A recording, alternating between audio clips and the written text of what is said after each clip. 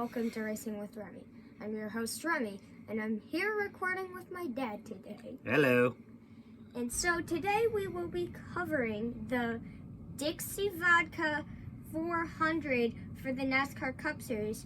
We're going to be experiencing, I think the Contender 250 at the Xfinity Series race. I think that's the sponsor. I think it's NASCAR Contender 250, something like that. We'll double check the names for the Xfinity race, and you'll see it on the graphic when we get to talking about it. And we're also covering, for the first time, the Australian Supercar Series and the Dunlop Super 2 Series, which is Supercars is basically the Cup level for Australian Series, and Super 2 is kind of like the Xfinity level. So we watched some highlights of their first race of the season this past weekend in Australia. But first, we're going to start with the Cup race, Homestead-Miami Speedway. Somebody is very happy.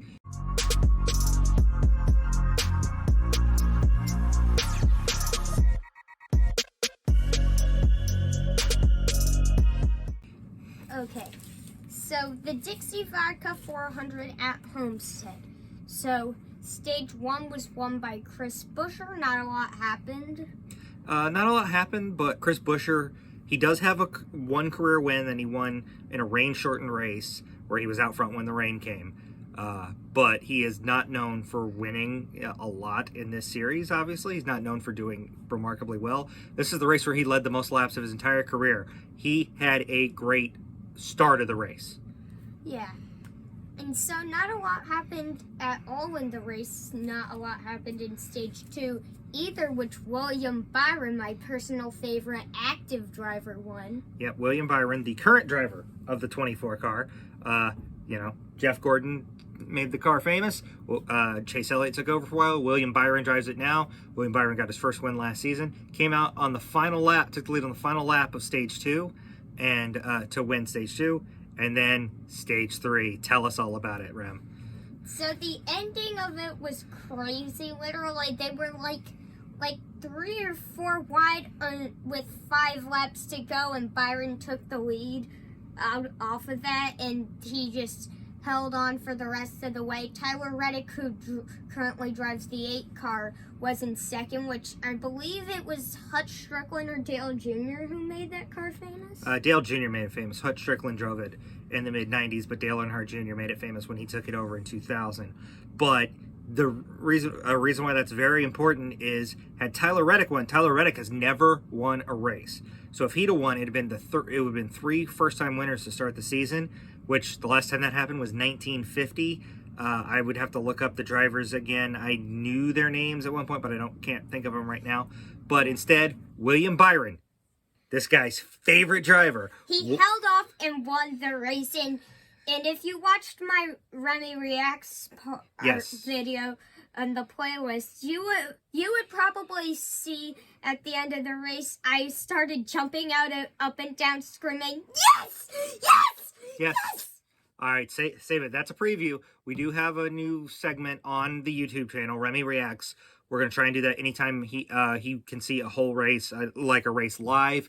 We won't do it for highlight videos, obviously, because we kind of already know who won. We're just kind of checking out to see so we can keep you updated on that. So when we have to watch highlights videos like we did for Australian Supercars and Xfinity this week, but for live races like that, I'm going to do my best to get his reaction at the finish line. New segment called Remy Reacts. But what is the other really cool thing about this I forgot. But William Byron's second career win. He won at Daytona last year. So really cool. That gives 95 career wins for the number 24 car in NASCAR history. 93 of those were Jeff Gordon. 2 of those are William Byron. But anyway, beyond that, there is something else really cool about the Homestead-Miami Speedway. What is it, son? It's a symmetrical track, which on Saturday, the day before the race, on the Blue and Gold weekend for Scouts, we were talking about symmetric. Yeah, they were talking about symmetry and symmetrical shapes. And then on the only symmetrical track on the circuit is the next day, and his favorite driver wins. That is symmetry in life.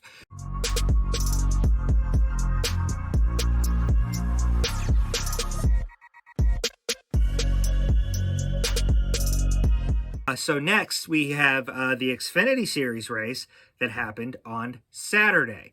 Remy, tell us what happened there. Okay, so that race, not too much happened. It starts with a pit accident where I believe it was Daniel Hemrick accidentally hits one of his crew drivers. Yeah, Daniel Hemrick went one pit stall too far before he started coming in. So instead of sliding into his pit so his crew could get to work right away, he actually hit the tire out of one of the tire carrier's hands. Crew member was okay, no injury at all, thankfully. But yeah, miscue there. Amazingly, Hemrick was still in it at the end. He actually rebounded nicely from that, despite falling way behind when that happened. Yeah.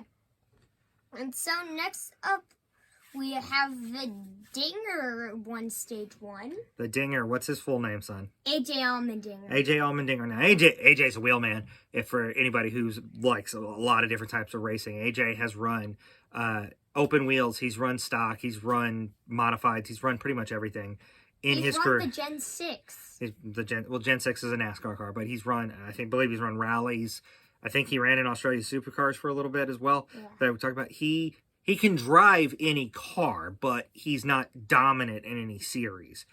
But anyway, AJ Allmendinger won stage 1. What happened next? So next up, we had a crash. I don't remember the drivers who were involved in the crash too much. I don't remember either. We had, Homestead is not a track that relates to a lot of crashes. But when there are some crashes, they can be really good. Or they can be, like we saw one at the end of the race. AJ Allmendinger, actually, lost control of the car. Managed to recover it and not hit anything. It's amazing because it looked like he was going to go up right in front of the field and cause a big wreck. Managed to get it turned straight. Kept going. That was pretty cool. Yeah. And Myatt Snyder got his first career win. Yeah, Myatt Snyder with the win. His first career win. Cup started the season with 2 first-time winners in Michael McDowell and Christopher Bell. While, do you remember who won the Xfinity race at Daytona? The first one? I don't 100% remember, but I know it wasn't a first-time winner. Yeah, it was not a first-time winner. I remember that. But the next 2 weeks, you had Ty Gibbs, Ty who won in his first ever start, yes, which means he's definitely a first-time winner if they win in their first ever start. Ty Gibbs and now Myatt Snyder. So they've had back-to-back first-time winners as well. It's really bothering me that I can't remember who won that Xfinity race at Daytona. I want to say Austin Cindric. I think it's Austin Cindric, right? Yeah, it was Austin Cindric because remember he's rebounded after he's defending his championship right. I think I said in there. So we got Myatt Snyder, we got William Byron. We're getting some young guys winning in the NASCAR series. This is good. This is building up a bright future for the racing series. This, you want dominant drivers that can be the villains, but you also want the young up and comers to get the fans excited about the next generation.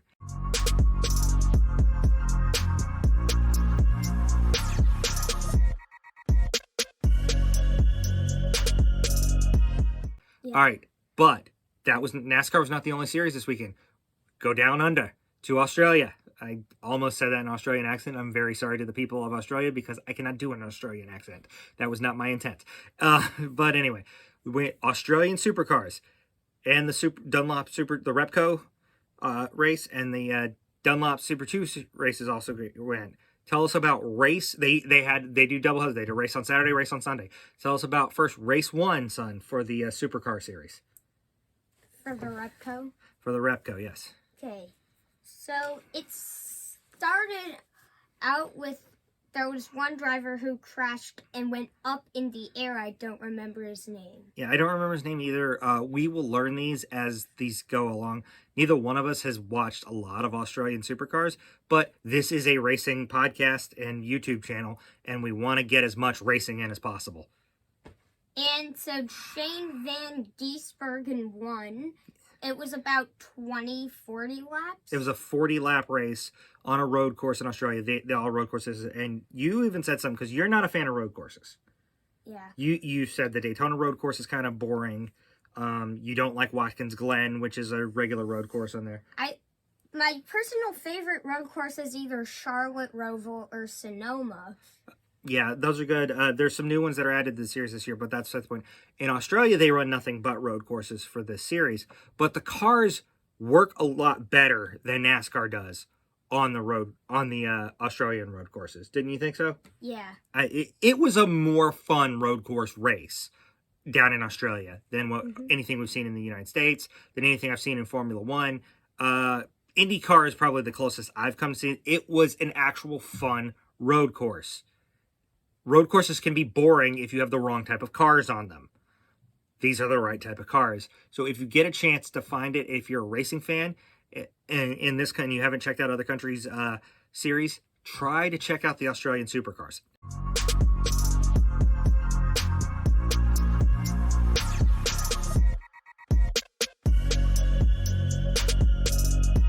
Now tell us about race 2 on Sunday. So race 2, there was a crash for the person who was driving the Boost mobile car, which was the sponsor of the car. Yeah, I don't remember his name. We looked up some of the names there, but we'll have to do a better job of that from the future. And Shane Van Gisbergen won the doublehead. Yes, he won both races to start the season. That is a good start for him. 31-year-old Kiwi, as they called him in the what you call it there, the highlight video, because he's from Kiwi. It might be New Zealand.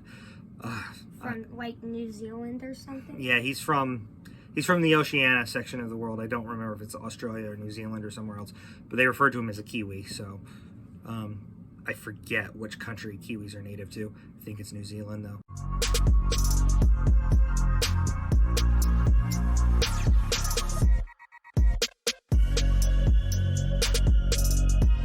On the same days, on Saturday and Sunday, they also had the Dunlop Super 2 Series. Tell us about race 1 of Dunlop Super 2. Race 1, it wasn't much eventful. All that really happened, there was a spin out. It was 12 laps, and Reef McCarthy spun out with someone else. Yeah, Reef McCarthy spun out. I knew the name last night we were watching. I cannot think of it right now. He spun out, but at the end of the race, who came across as the winner?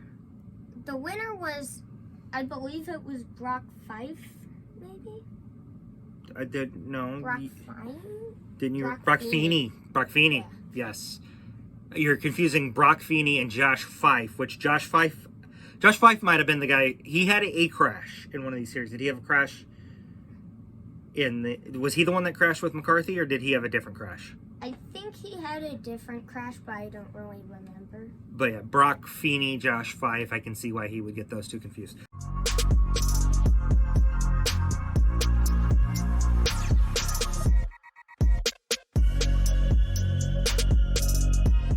All right, so Brock Feeney won the first race. Who won the second race? The second race, Reef McCarthy spun out again, and I believe it was... Oh, it was Jordan Boys that won, and yeah. 2 cars went off the track on the final lap.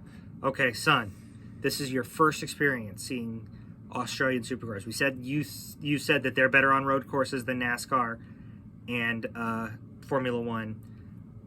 Did you like Australian Supercar racing? Overall, yes, but I did, but I don't really like road courses, cars racing on road courses in general. Supercars is like the only one I like racing on road courses in general. Yeah. I don't really like Formula One on road courses, but I think they should keep running just road courses because of tradition. Yeah, I would agree. So wanted to introduce him to a new series. He seems to like it overall, but he's not gonna. If Australian Supercars ran every single weekend, he's not gonna watch that like he watches NASCAR. I think from the way he's reacting. Yeah.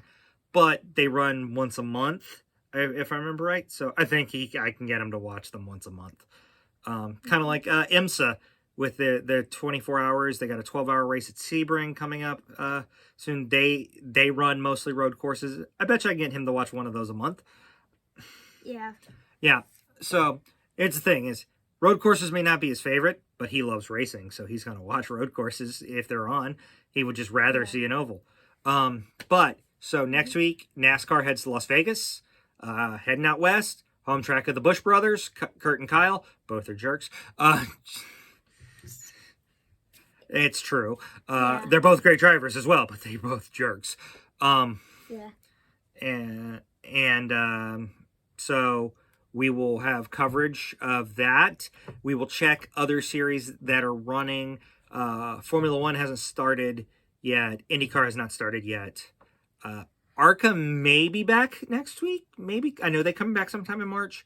IMSA should have another series too. I'll check any other series. We'll review them because this is a racing podcast and YouTube show, not just NASCAR. Even though from our banner, from our picture of Dale Jr., we got to find it. We got a poster of Tony Stewart he wants to put up. So we're NASCAR fans. That's our bread and butter. But we love all racing, so we're going to cover all racing. Yeah. That's why it's Racing with Remy. All right. So anyway, Remy, tell them what they should do if they're watching us on YouTube. If you're watching us on YouTube, leave a comment, subscribe, ring the notification bell. All right. And then we are on many different podcasting platforms. I'm not going to have them read them off this time. What's the website though, bud? WithMyWifePod.com, which we'll leave a link in the description, and we have a lot of merchandise as well. Yes, we have merchandise. We will leave a link to withmywifepod.com in the description. We'll also put a link right to our Teespring page for our merchandise in the description as well. Thank you to the people who have already bought Racing with Remy t-shirts. Thank you to our friends who competed in our drawing that we had, who just won a Racing with Remy fanny pack. Please, if you like this video, share it and tag me, Jeremy Brown, or my wife, Sarah Brown. Remy doesn't have his own page. Share it and tag us in it. And comment down below that you want to be entered into our drawing, the With My Wife Pod drawing for the month of March. We are giving away a Racing with Remy face mask. Or Caregiver Chronicles. Or a Caregiver Chronicles face mask, which is one of our other podcasts.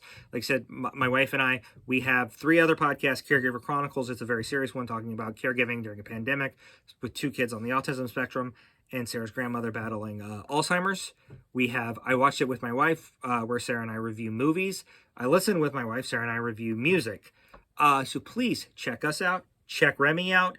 This will be on audio platforms. It will be on YouTube. We'll have as many Remy's reactions as we can get. This has been fun for us. This has brought us closer together. So thank you for watching. Thank you for listening. This is a great bonding experience for us. And it's been fun watching racing with him. I had fallen out of racing. I watched some of the big races, but I had fallen out of racing for a little while. He's gotten me back into it. This is fun. Thank you. Thank you. Bye, everybody. Bye.